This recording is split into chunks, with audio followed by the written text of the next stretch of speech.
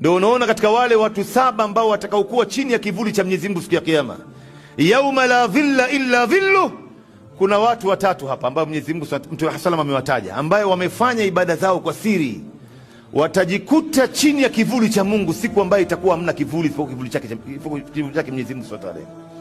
Mtu wa kwanza ni mtu ambaye wa rajulun dhakara Allah khaliyan hatta fadat aina, wa fi riwaya fafadat aina.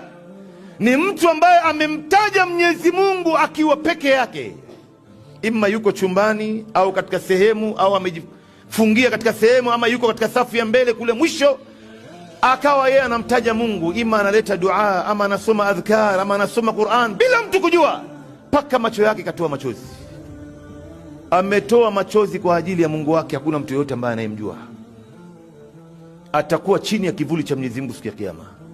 Na mtu wa pili, wa rajulun tasaddaqa bi sadaqatin fa akhfaha hatta la ta'lamu shimaluhu ma anfaqat bi yaminihi, wa fi riwaya ma sana'at bi yaminihi.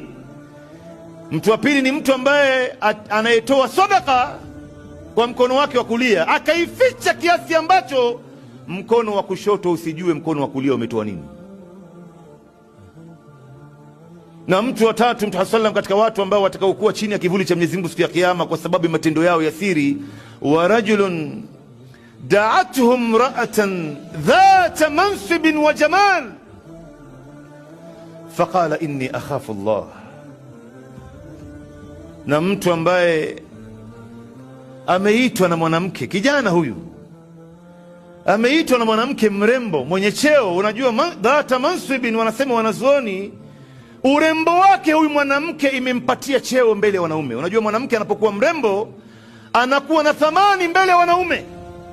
Anamuita mwanamme afanye naye kitendo cha zinaa, faragha yote, kwenye siri yote, wamo chumbani peke yao, akamwambia huyu mwanamke, inni akhafu Allah, wallahi mimi namuogopa Mwenyezi Mungu.